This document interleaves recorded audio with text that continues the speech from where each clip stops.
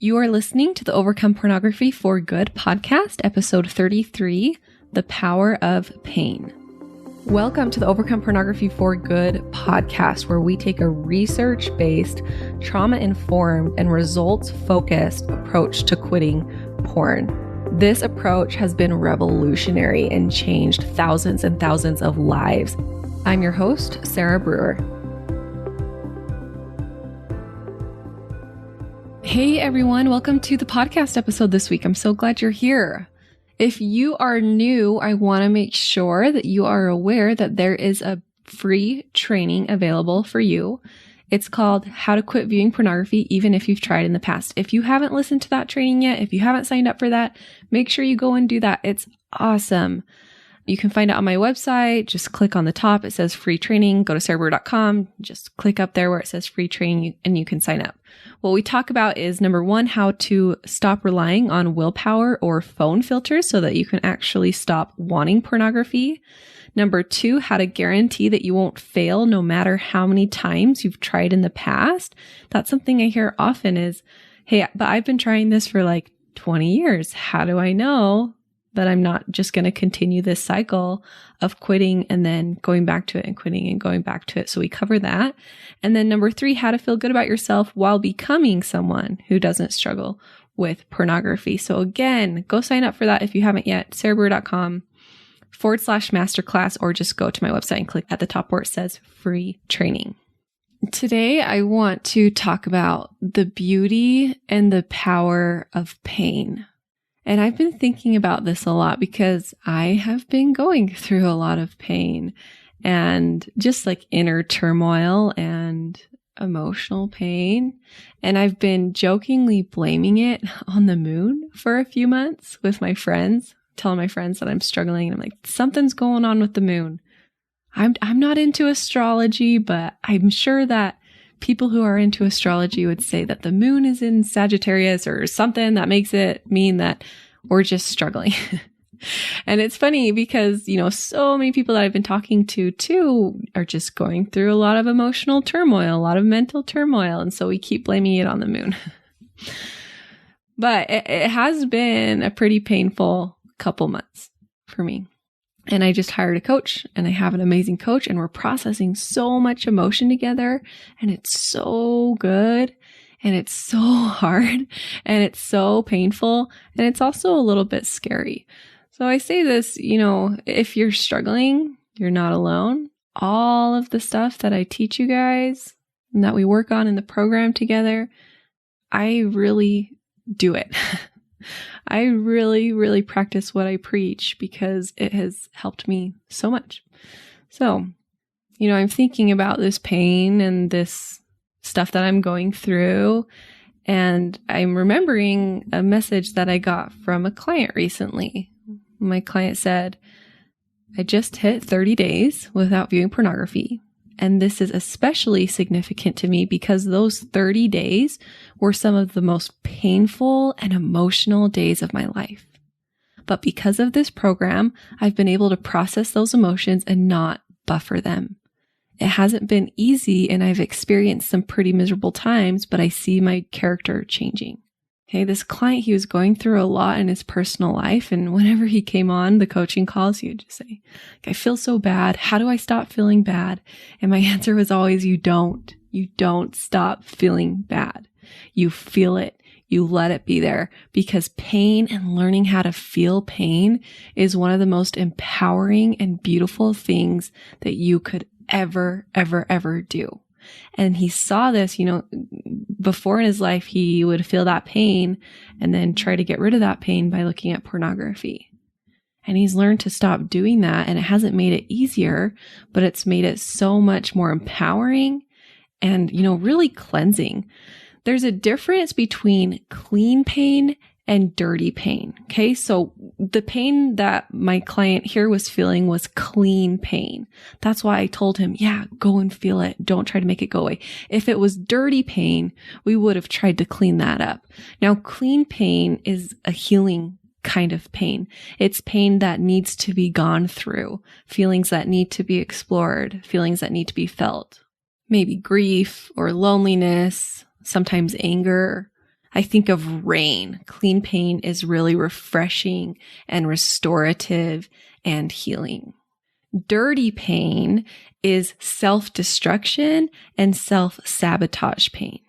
Sometimes we think when we think of someone who's in a lot of pain, we think of them as indulging and spending all their money and watching tons of porn and eating until they're sick, right? This is dirty pain. And this dirty pain is actually you not feeling your pain, but it's you running away from your pain. So it's the pain from running away from the clean pain, right? So you're feeling inadequate, and instead of feeling that inadequacy, you run away from it by viewing pornography. You're feeling lonely, you're feeling bad, and you run away from that pain by viewing pornography. And it just adds more pain of the porn viewing. It's dirty pain. Remember, this is called buffering. If you're new to the podcast, this is called buffering. Buffering is any activity that you use to avoid pain that creates more pain. Okay, so it's different for everyone. For some people, it's food. For some people, it's over Netflixing or over shopping. I'm not going to tell you, everyone who over shops is buffering. The idea is if you're doing it to escape negative emotion, and if it's creating more dirty pain for you, then it's a buffer, and it's something we want to look at and get a handle on. So many people get confused here, and they think that their pornography habit is about their sexual appetites. Either I'm not getting enough sexually, or my sex drive is out of control. It's not, though. It's really not. It's about emotional management. It's not about quenching your sexuality. You look at pornography because you're escaping emotion. So you feel some kind of negative emotion, maybe stress, and you go to porn. Maybe lonely, and you go to porn. Maybe anxious, and you go to porn. But the important thing to notice here is that it creates more pain. It creates more negativity, right? Now you're feeling stress and the negative effects from the porn use. Now you're feeling lonely and the negative effects from the porn use. Okay, so that's what dirty pain is. And this dirty pain, this buffering pain, isn't what I'm talking about.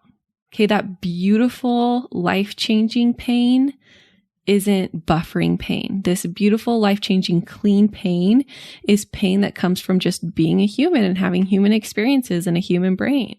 Okay, have you guys heard the term toxic masculinity? I'd be surprised if you haven't heard that. It's kind of a big word right now, toxic masculinity. It's this cultural pressure for men to behave in a certain way. So toxic masculinity encourages aggressiveness, dominance. One message that you get with this toxic masculinity is that real men are stronger than their pain. Real men don't give into pain. Maybe real men don't feel pain. How many of you are taught that? Maybe, not directly, but how many of you kind of gathered that belief? It's that real men don't feel pain and shouldn't be emotional. Right? That's one of this idea from toxic masculinity that's really harmful to men and harmful to society. Real men are stronger than their pain. This belief that real men or women are stronger than their pain will keep you from quitting pornography. It will keep you from actually feeling that pain so that you run away from it with pornography.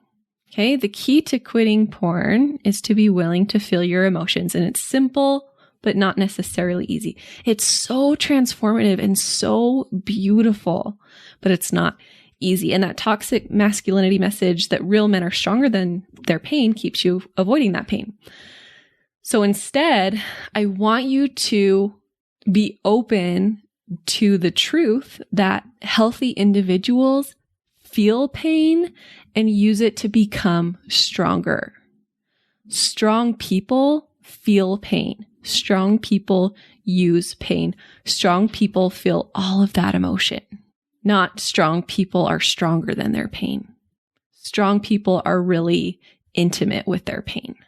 I want to introduce you guys to my new favorite song by Andy Grammer called Wish You Pain. It's so good. I'm obsessed with Andy Grammer. I've always loved him. But if you haven't listened to this song, I really, really want you to pause the podcast right now. Seriously, pause it and I'll wait and go look up Andy Grammer Wish You Pain. Ask Siri to turn it on. Maybe if I say into my mic, hey Siri, turn on Andy Grammer Wish You Pain. couldn't find that in your music. See, it's turning on my Siri. Maybe it turned on your Siri too. But seriously, take a minute, pause it, and go listen to that song. It's so good. Okay, hopefully you've listened to that song. If not, go listen to it after this podcast. I would play it here in the podcast, but I'm pretty sure that's, breaking some of the rules. I'd probably get in trouble for doing that. But this song, I'm not sure who it's written to. It sounds like it's written to like maybe a child or, just someone that he really cares about. And here are some of the lyrics that he says in the song. He says, I hope you cry and tears come streaming down your face. I hope this life traps you in more than you thought that you could ever take. I hope the help that you want never comes and that you do it on your own. 'Cause I love you more than you could know. And your heart, it grows every time it breaks. I know that it might sound strange, but I wish you pain. I love you more than you could even know. I've been here before and I just want to see you grow. Like, isn't that so beautiful? Pain is so beautiful. Pain is what makes us strong.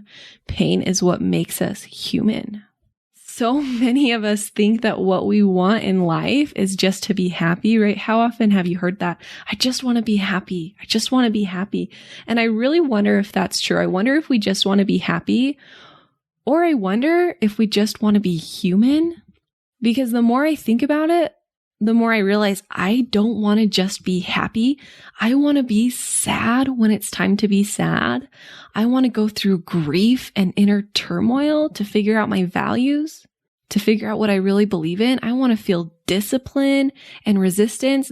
Those are not happy emotions. Discipline and resistance are kind of painful, but that's what you need to feel in order to do hard, great things. I don't want to just be happy. I want to be human and feel sad when it's time to feel sad and feel grief when it's time to feel grief. Okay, I want you to think about all those stories that you love. The really great stories, the really great movies. Like, think about your favorite movie or your favorite book.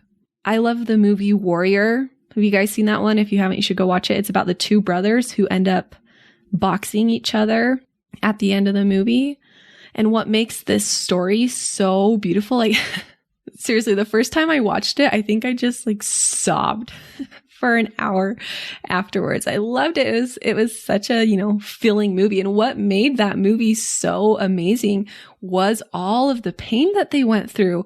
It was pain, with some of them battling substance abuse, and pain from some of them battling family relationships and father relationship pain, and pain in their career fulfillment, and pain around money, and pain with this strained relationship with each other and with their brother. That's what makes this story so beautiful, is the pain. And it's the same with your life.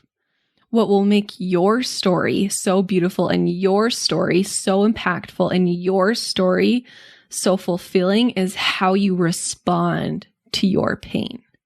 So stop running from that pain with pornography. Stop running from that pain with overeating or, over Netflixing or whatever it is. Stop running from it and use your pain. Use it for your good. Emotional pain is good. It helps you grow, and it can be so healing. Just like that pain from, working out your muscles is so good and so good for you. It's the same with your emotional pain too. And one other way I want you to try to think about this is ask yourself, what is my pain making possible for me? I recently did a meditation with Thomas McConkie. It's on his podcast. And that was the theme of the meditation, was, what is pain making possible for you? And so if you question that for yourself, I love this question, because it's not saying you have to love this pain, or you don't even have to be grateful for the pain yet. You don't have to like it, but you can be grateful for what the pain is making possible for you. For example, the pain of not listening to your urges, that pain from wanting pornography and not giving it to yourself. That's painful. To feel that urge is painful. It doesn't feel good. And you don't have to love it and be grateful. Oh, I'm so glad that I'm feeling this pain. I'm so glad that I'm feeling this urge. But you can ask yourself, what is this pain making possible for me? So that pain of not giving into the urge is allowing you to develop more discipline and self-trust. It's allowing you to build your relationship with yourself. It's allowing you to build your relationship with your spouse, or allowing you to find a relationship that you want to be in long term. And this is a question for you to really ponder on. So if you want to do this with me, I want you to go into your body right now. Ask yourself, what pain are you feeling the most in your life right now? You can find where it's at. Maybe it's stress. Maybe it's loneliness. Maybe it's fear. Okay, where are you feeling that pain right now in your body? And then ask yourself, what is that pain making possible for me? And just breathe into it and sit with that question for a minute. What is this pain making possible for me? If it's loneliness, maybe it's making possible for you to be more vulnerable, to find deeper connections. If it's fear, maybe that pain of the fear is telling you something that you need to know, or telling you where you need to go or what you need to do. Or the pain of anger, maybe that's showing you your boundaries, giving you an opportunity to keep those boundaries or change those boundaries. Okay, I had an experience with my coach last week where I just cry. I'm just a crier. And I was crying probably like most of the session. And I said to her at the end, I said, I'm just going to cry and heal, and then cry and heal a little bit more, and cry and get a little bit better each time, and probably just cry a lot. And she just said to me, she said, yes. And that is so beautiful. And I was like, oh, it is. It is so beautiful. This is so beautiful. Everything about this process is so beautiful. And I know I've used that word so much in this podcast, is beautiful, but please be open to feeling that clean pain in your life. Please embrace that clean pain and don't indulge in the dirty pain of running away from that. Okay. It will completely change your life. All right, you guys, thanks for being here. Have a great week, and we'll talk to you next week. If you're ready to apply what you're hearing in this podcast and finally overcome pornography for good, I'd love to be your coach. I've created a virtual program with the intent to give you everything that you need to quit.